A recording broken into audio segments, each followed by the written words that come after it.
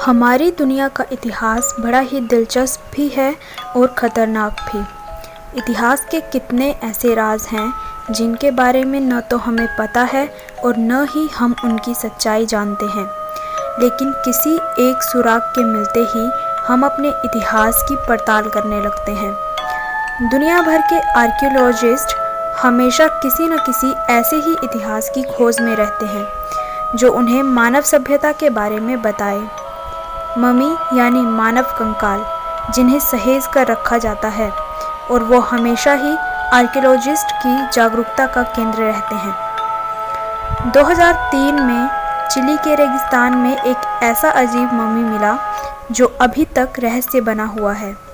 ये किसी 6 फुट के इंसान का नहीं, बल्कि एक 6 इंच के बच्चे का ममी था। एटाकामा रेगिस्तान में मिले इस ममी का नाम एटा रखा गया था। शुरुआती रिसर्च में इस ममी के बारे में ज़्यादा जानकारी नहीं मिली। इसे इसके साइज़ के कारण एलियन ममी कहा गया। डीएनए की जांच के बाद पता चला कि इस बच्चे में जेनेटिक म्यूटेशन थे। बोनापन और स्कोयोसिस यानी रीढ़ की हड्डी का एक तरफ झुकाव उसमें से एक था, जिस कारण इसके शरीर का पूर्ण रूप से विकास नहीं हो पाया था। आगे जाने से पहले मैं आपको बता दूं कि ममी मिस्र के पिरामिड में ज़्यादा पाए जाते हैं। इस वीडियो में मैं आपको ममी के रहस्यों के बारे में कुछ जानकारी बताऊंगी। मिस्र के ममियों के ऊपर बहुत सी फिल्में भी बनाई गई हैं, जैसे the mummy returns, the mummies hand, the mummies tomb इत्यादि। अगर आपने उन फिल्मों को देखा होगा तो आपको ये ज़रूर ज्ञात होगा कि वो दिखते कैसे हैं। हालांकि उन फिल्मों में दिखाया गया है कि मम्मी वापस जीवित होकर तबाही मचाते हैं और लोगों की जान ले लेते हैं, लेकिन असल ज़िंदगी में ऐसा कुछ भी नहीं होता। मम्मी केवल एक मृत शरीर है जो दोबारा ज़िंदा नहीं हो सकता। मम्मी का अर्थ होता है एक मृत शरीर जिसे संरक्षित कर दफनाया जाता है। मम्मी एक मृत व्यक्ति का शरीर है जो कि कपड़े में लपेटा हुआ और कब्र में रखा हुआ होता है। दूसरी परिभाषा में मम्मी एक संरक्षित शव को कहते हैं जिसके अंग एवं त्वचा को जानबूझकर या बिना बूझे समझे ही किसी विधि से संरक्षित कर दिया जाता है। लेकिन यहाँ सवाल ये उठता है कि आखिर मिस्र में ममीज़ क्यों बनाई जाती हैं। असल में मिस्रवासी मृत्यु के बाद जीवन में विश्वास करते थे।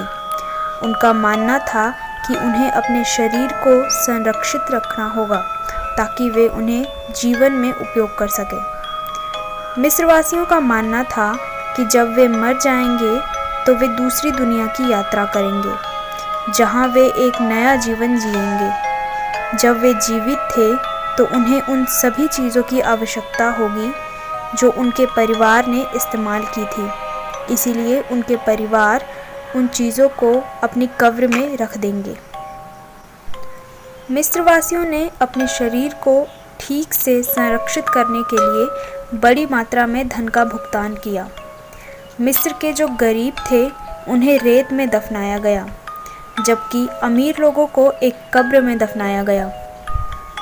ममी के रूप में शरीर को सुरक्षित रखने की यह प्रक्रिया काफ़ी महंगी थी, इसीलिए केवल अमीर लोग ही इस प्रक्रिया को अपनाते थे। गरीब लोग रेत में दफन किए जाते थे। मिस्र के लोग ममी बनाने की इस विधि में इतने कुशल थे कि 4000 साल पहले बनाई गई ममी की त्वचा, बाल, पहचानने योग्य निशान जैसी विशेषताएं अभी भी मौजूद हैं। ममी की उत्पत्ति प्राचीन काल में मिस्र के लोगों द्वारा हुई। मिस्र के लोग और बाकी देशों में लोग अपने करीबी रिश्तेदार और प्रिय जानवरों की मृत्यु के बाद उनकी ममी बनाकर सालों तक उन्हें संभाल कर रखते थे। मिस्र में 1 मिलियन से ज़्यादा ममी हैं। इसके अलावा पूरे विश्व में मानव और जानवरों की ममी आज भी पाई जाती है। पिरामिडों में लाशों को रखने से पहले उन्हें ममी में तब्दील किया जाता था और फिर उन्हें पिरामिड में दफना दिया जाता था।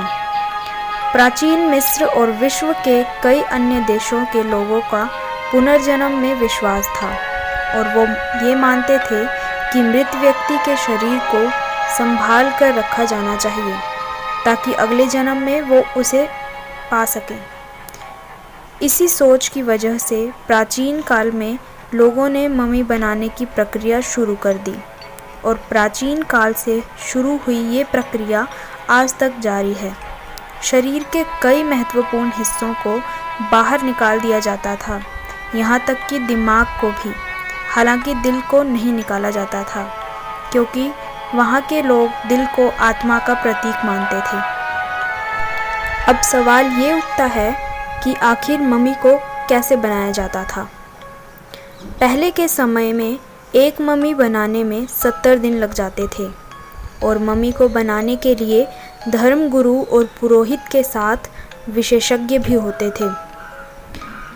इसे बनाने की प्रक्रिया को मम्मीकरण कहा जाता है और पहले मृत शरीर को धोया जाता था और शुद्ध किया जाता था। फिर इसके अंग निकाल दिए जाते थे, लेकिन हृदय यानी दिल को नहीं निकाला जाता था। मिस्र वासियों का मानना था कि हृदय बुद्धि और भावना का केंद्र होता है। फिर मृत शरीर की पूरी नमी को खत्म कर दिया जाता है और ऐसा करने में कई दिन का समय लगता था। जब शरीर की नमी खत्म हो जाती थी तो पूरे शरीर पर परत दर परत कॉटन या लिनन के पट्टियों से लपेटा जाता था। पूरे शरीर पर पट्टी लपेट ली जाती थी और शरीर के आकार से मिलते जुलते लकड़ी के ताबूत तैयार किए जाते थे और फिर इन ताबूत को रंगा जाता था। और यह सब जब पूरा हो जाता था तब धर्मगुरु के मतानुसार इस पर धार्मिक वाक्य आदि लिखा दिए जाते थे और एक धार्मिक समारोह करके ताबूत को शरीर सहित चबूतरे पर सम्मान के साथ रख दिया जाता था। मम्मी के रूप में शरीर को सुरक्षित रखने की यह प्रक्रिया काफ़ी महंगी थी, इसीलिए केवल अमीर लोग ही इस प्रक्रिया को अपनाते थे। गरीब लोग रेत में दफन कर दिए जाते थे। तो आज के इस वीडियो में बस इतना ही। ऐसे ही और भी इंटरेस्टिंग वीडियोस देखने के लिए सब्सक्राइब करें हमारे YouTube चैनल अर्थ एक आश्चर्य को।